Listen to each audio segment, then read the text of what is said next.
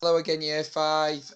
This is your next lesson for topic or curriculum this week. So last lesson we looked at geocentric and heliocentric orbits. So you can see geocentric again as the Earth in the center, sun in the center, and heliocentric. I need you to have a look through. Tell me what you think the words mean. Tell me a definition for each one. Look back to your old sheet if that helps for you. Once you've done that, I'd just drop that down on a spare piece of paper. Make sure it's in your homework packs that are going to be handed in tomorrow. And yeah, we look forward to seeing them soon. So if you want to pause the video here for about 5 minutes, and then after that we will move on to the lesson for today, which is again looking at orbits and so on and so forth.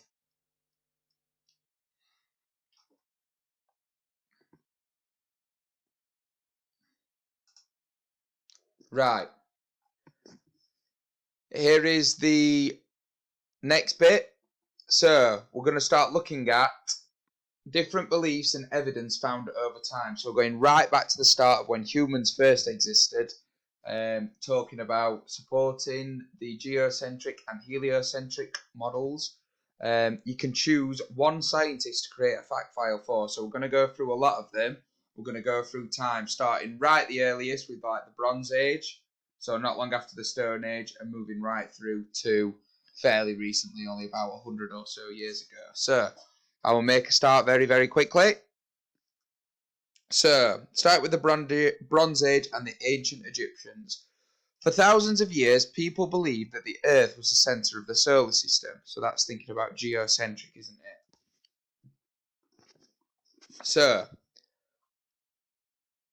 and was not only the centre of the solar system, but also the universe. And by observing the sun during the day, it seemed obvious that it was moving around the Earth. So, thinking about the ancient Indians, the ancient Sumerians, Bronze Age, ancient Egyptians, they all looked up, they noticed that they could see other planets moving round, and they're up in the sky like that. So here we are. We have Aristotle, who we spoke about slightly, didn't we, when we were looking at famous astronomers like Ptolemy. So it was the ancient Greeks who really started to look into exactly how the planets move. So Aristotle was one of them. So this is how we thought the model works. So you can see again, you can see Earth in the center here, Venus, the moon moving around, the sun, and then Mars coming after the sun. So really we're seeing that Earth is the main thing, and then the sun's actually 3 planets away from Earth, which again doesn't really make a lot of sense looking at what we've looked at, does it, at the moment? So we'll move on. Ptolemy, who we've looked at before. So Aristotle's ideas about how the planets move were eventually displaced by a bright Greek scientist called Ptolemy, which we've already looked at a couple of weeks ago. We can see that the moon is moving around the Earth there, followed by Mercury, Venus, then the sun, Mars, Jupiter, and Saturn. So he could see further. He had better equipment to be able to see a bit further. Not necessarily a telescope, but just maybe a better viewpoint. Ptolemy liked to look from the top of hills, top of mountains, so he was higher up to see further. He picked particularly clear nights, which is very good, isn't it? Obviously, you can't see on a night where you can't see past a few stars or so on. So, we'll have a look. We have Alhazen next. So, Ptolemy's model became the accepted view for hundreds of years. However, during the time of the Islamic Golden Age, some scholars started to criticize his model.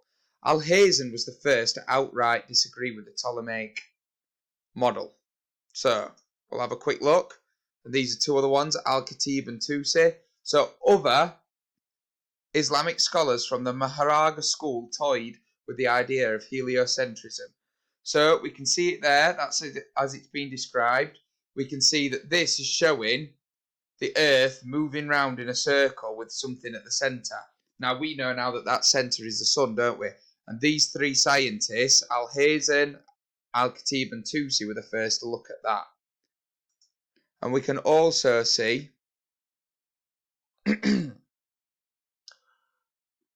that people were starting to disagree. So this is sort of the Islamic world, and you'll remember that during the first lesson where we looked at Ptolemy, Copernicus, and Galileo, that in the Christian world in Europe, if they disagreed with the geocentric model, they were often thrown in jail or worse sometimes, weren't they, for fear. But obviously that wasn't the case in the Islamic world, so you can see that science is starting to advance over here at a quicker rate than it is in Europe, so to speak. Right, we'll move on.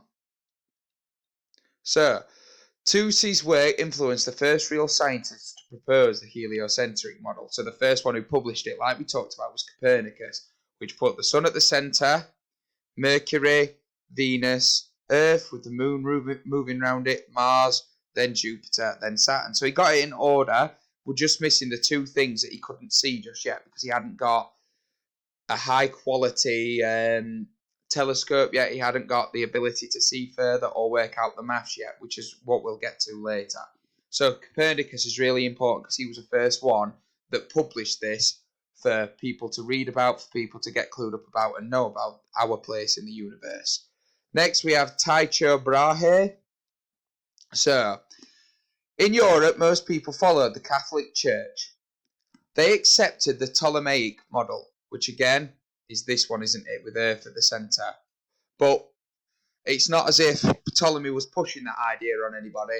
It's just because he knew that was the only one that can see. So people decided, yeah, we can see that, we'll agree. And that sort of became accepted, which again is ridiculous. People had more ability to see further, so you'd think they'd be more accepting of the new science. But that was the world back then. Obviously, it's different now. So Copernicus did not try to publish his work straight away because he feared the criticism he might receive. He eventually did publish his book, but it was the same year that he died. His ideas were not accepted straight away and some objected. This was because there is a passage in the Bible which seems to suggest that the earth is stable and it doesn't move. However, at first there was little controversy. Copernicus's ideas did not cause a huge fuss and were not totally accepted. So because he died more or less straight away, they didn't really people weren't really too bothered about it. They didn't have somebody to shout at, they didn't have somebody to scream at. But Tycho Brahe took that and agreed, and he was the one that looked into it a bit more.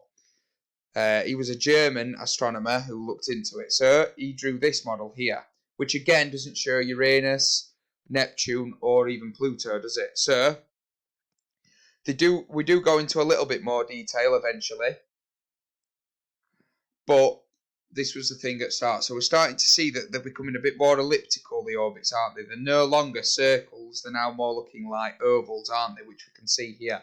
I'll be really interested if anybody chooses Tycho Brahe to see what they can find. There's a lot of information out there, and he's not too well known, actually. I'll also be impressed if you can find anything about Alhazen, Al-Khatib, or Tousi as well. So we keep going. So we have Galileo here.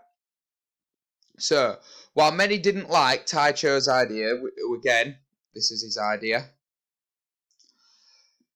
the invention of the telescope was about to change all manner of things in astronomy.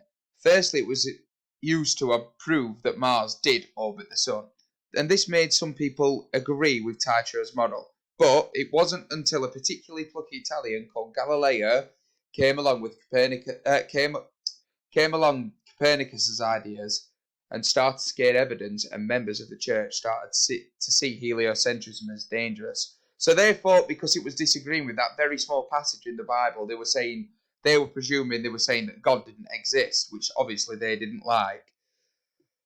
But obviously we know it's right now that the earth does orbit the sun, and Galileo was the first one to start to prove it, as it says here. So they found that Mars did orbit the sun, but they thought that that was orbiting the sun while the sun orbited Earth, which we obviously know is ridiculous. But again, because of the timing where he published that, it wasn't accepted. So here we have Kepler. While the church was able to prevent Galileo from pursuing his ideas, this did not stop people in other countries using his findings to support Copernicus's model and build on it. Ideas were changing to a heliocentric model based on evidence from better and more powerful telescope. So as technology increases, the church doesn't have any opportunity or doesn't have any real argument to say, no, we're still right, we're still the centre of the universe, because people can look up in the sky and they can see, actually, yeah, we are orbiting, we are moving, and they can tell that, they can see further. Like Kepler proves, so here we are. We're starting to see those oval orbits, but we're still not seeing Neptune or Uranus, are we? So, by the time Newton published his books explaining how gravity worked and affected the planets, the church had to change his mind. So, like I said, it didn't have an argument. It had no choice but to change his mind. It stopped banning books about heliocentrism and finally accepted that the Earth moved just in one way, not just in one way, but in two ways. So by rotating, like we said, causing night and day, and by orbiting, by moving around the sun. And that brings us all the way to today, where we believe nothing but the heliocentric model. What this story shows is that ideas in science do change over time, but big discoveries can often take a long time to be accepted and proven. That shows how other people not involved in science can also really, really influence. But we'll talk about a couple more. So, choose a scientist to write about. You can go through here. So you've got Newton there, you've got Kepler, Galileo, Tycho Brahe, Copernicus, Al-Khatib Tusi, Alhazen, Ptolemy, and Aristotle. You can choose any of those that you like. Once you've done that, red or orange group, you should have a sheet that looks like this here when it wants to load again. So you can, if you wanted to pick, I don't know, if you wanted to pick Tycho Brahe, you'd write him in there, draw a picture of him here, tell me what he's best known for, and give me 3 really good facts. If you're in yellow or green group, yours will look like that, so you just choose 2 and do one really quickly. So you might choose Newton and then Galileo and do that really, really well. I'm looking forward to seeing some interesting fact files about sciences. I've read your literacy fact files now about astronauts, so I have no doubt you have the ability to go on and find out more.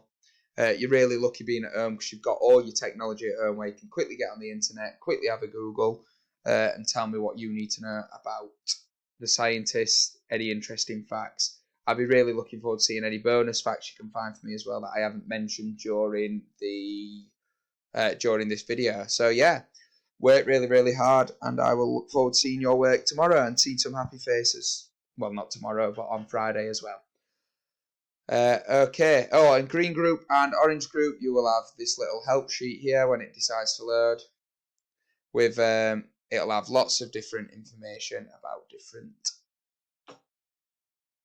different scientists on there as well. Okay, I will leave it there, and thank you, Year 5, and take care and